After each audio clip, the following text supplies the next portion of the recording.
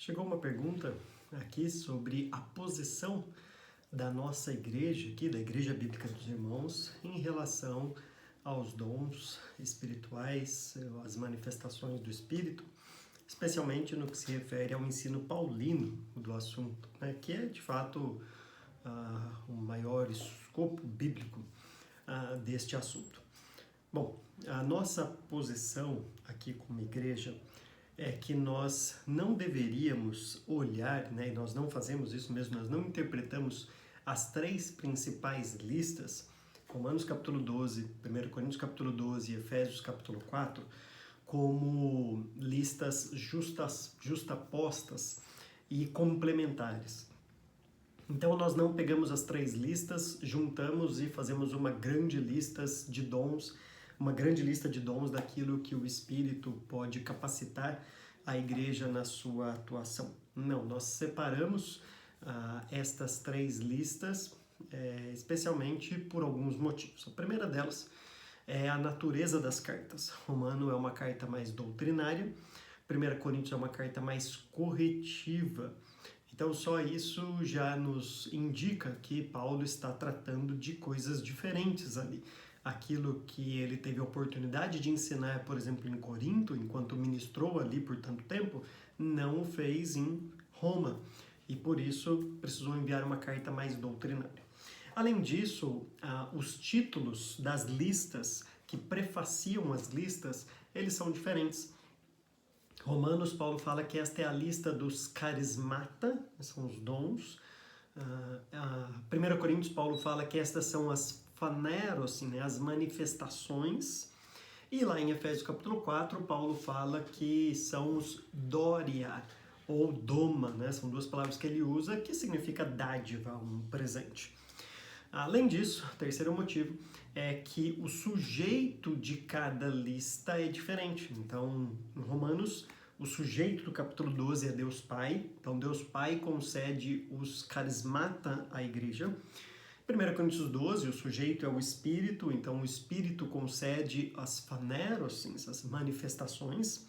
E em Efésios capítulo 4, o sujeito ali é Jesus Cristo, né? Ele que subiu em triunfo às alturas, levou cativo o cativeiro e concedeu estes dórias, esses domas aos homens, né? Então Jesus Cristo dá essa dádiva à sua igreja.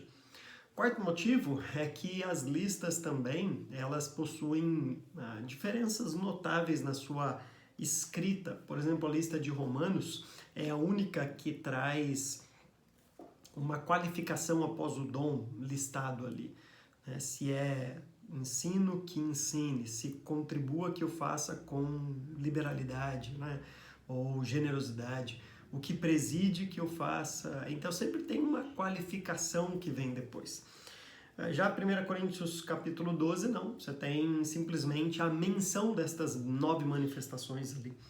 E Efésios capítulo 4, não é citado nenhum dom ou manifestação, mas pessoas que foram dadas para a igreja, apóstolos, profetas, evangelistas, pastores e mestres. Dito tudo isso, o que nós entendemos como igreja é que quando um crente, quando uma pessoa se converte a Deus realmente, ela recebe, ela é capacitada por Deus Pai, o sujeito ali de Romanos capítulo 12, com ou mais daqueles 7 dons que nós chamamos de dons, os carismáticos, são permanentes, nós recebemos um. Veja que nós temos mais controle sobre eles. Por exemplo, quem ensina, ele não sai ensinando assim, né? Ele prepara um ensino, prepara uma exposição, prepara uma aula, tem um dia, um horário para fazer isso. Aquele que serve do mesmo jeito, né? Ele se programa para servir. Aquele que contribui do mesmo jeito, ele vai organizar as suas finanças para fazer a contribuição. Aquele também que preside, ele vai fazer isso. Aquele que exerce misericórdia, que socorre, enfim. Toda a lista ali, os 7 dons ali de Romanos, nos sugere então que é algo que a pessoa tem um determinado controle e planejamento para realizar.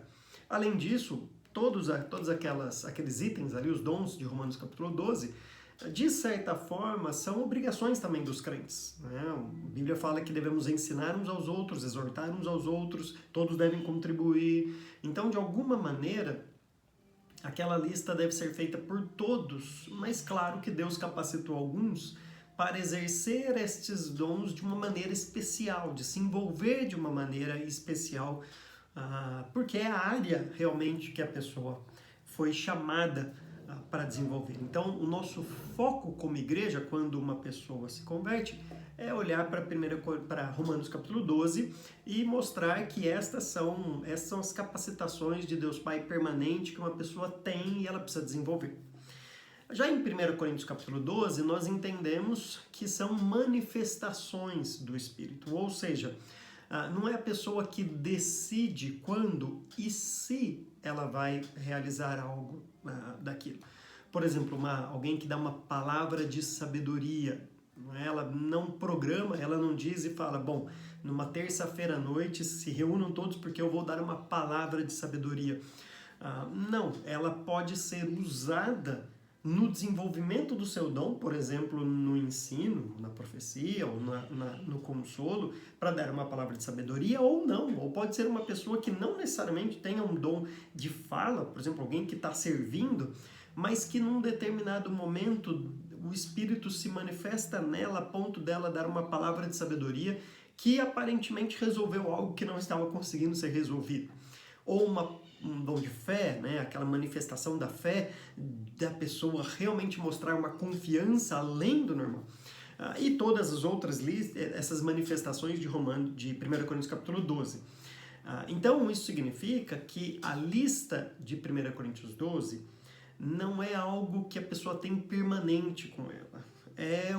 Deus, o Espírito decide usar a pessoa como quer, quando quer e se quiser. Então, provavelmente, alguém possa orar e uma pessoa ser curada. E nisso ela foi usada, nesta manifestação do Espírito da cura, do dom da cura que está descrito ali.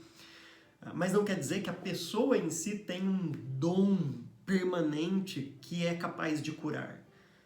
Então, isso é uma manifestação do Espírito. Talvez o Espírito, com alguns cristãos, nunca vá usar uma pessoa para orar e curar alguém, para realizar um tipo de milagre, para fé, para palavra de sabedoria e tudo mais. E mesmo porque há os propósitos, os motivos pelos quais o Espírito se manifesta desta maneira. E quando ele quer e da maneira que quer. E quando nós olhamos tanto para Atos quanto para a história da igreja, há momentos na história, especialmente de expansão do evangelho em lugares pioneiros, em que o Espírito parece que aumenta a sua manifestação, a frequência de manifestação. E há momentos em que isso fica um pouco mais estacionado.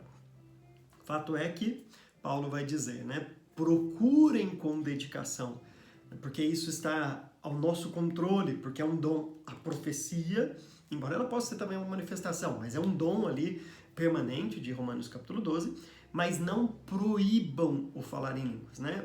Porque é uma manifestação, a gente não pode buscar isso, a gente só não pode proibir se o Espírito assim o quiser, desde que obedeça às qualificações de 1 Coríntios capítulo 14, de que haja intérprete, uma vez de cada vez, e tudo aquela questão ali, claro, com um propósito específico, né? Hoje em dia é raro ter uma condição que favoreça ou indique esta manifestação.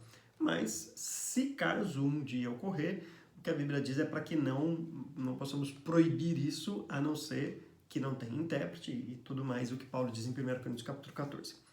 E por fim, em Efésios, então, capítulo 4, são pessoas, né, que Deus concede à igreja, são os líderes tanto da igreja primitiva, do início, os apóstolos, os profetas e os evangelistas, e aí nós entendemos como igreja, né, evangelista não no sentido de alguém que vive pregando o evangelho, que talvez a gente chamaria hoje de um missionário, mas o evangelista ali era um representante apostólico, ele não era um apóstolo, deixado em lugares estratégicos para fazer uma transição de liderança. E, sugestivamente, Timóteo era um deles, né, deixado em Éfeso, e que ele estava sendo desprezado ali. Lembra que Paulo fala, ninguém o despreze pelo fato de ser jovem. E é bem lá na lista de Efésios que Paulo faz questão de colocar o item evangelista ali.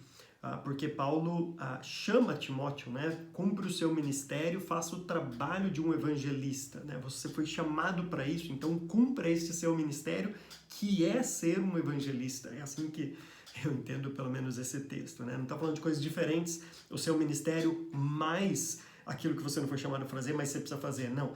Cumpre o seu ministério, aquilo que você foi chamado para fazer, que é ser um evangelista. Então, Paulo, Tito, Epáfras, eles foram deixados em lugares, eles não são líderes de igrejas locais.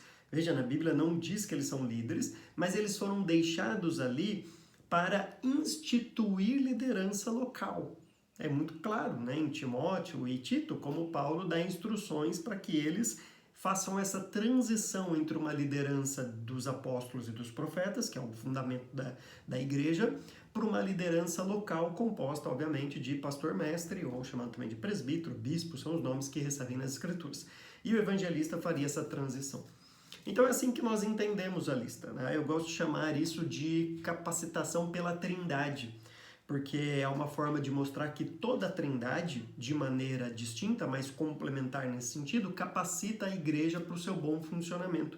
Deus Pai nos capacita com dons permanentes, que recebemos no momento da nossa conversão, que precisamos desenvolver. Se alguém ensina, ele precisa desenvolver o ensino. Se alguém aconselha, exorta, ele precisa desenvolver isso. Se alguém serve, precisa desenvolver. Se alguém contribui, precisa desenvolver. Então é nossa responsabilidade desenvolver isso, aprender cada vez mais. O Espírito Santo nos capacita com manifestações pontuais, esporádicas. Ele decide quando quer e quando vai se manifestar desse jeito. Não é nada que devemos valorizar tanto, porque 1 Coríntios já nos mostrou o perigo disso, de uma igreja que valorizava demais as manifestações do Espírito, mas é algo que de fato o Espírito pode fazer e pode se manifestar da maneira que ele quiser e quando ele quiser, curando alguém, fazendo algum milagre, palavra de fé, de sabedoria, de conhecimento, enfim, toda aquela lista de 1 Coríntios 12. E Efésios capítulo 4, então, são pessoas que são dadas, né? A liderança da igreja, e a liderança hoje é formada só pelos dois últimos ali, né? O pastor-mestre, ou também chamado de presbítero e bispo, né? Liderança espiritual, é um presente realmente que foi dado para a igreja. Então, é assim que nós entendemos essas três listas, chamamos isso de capacitação da Trindade.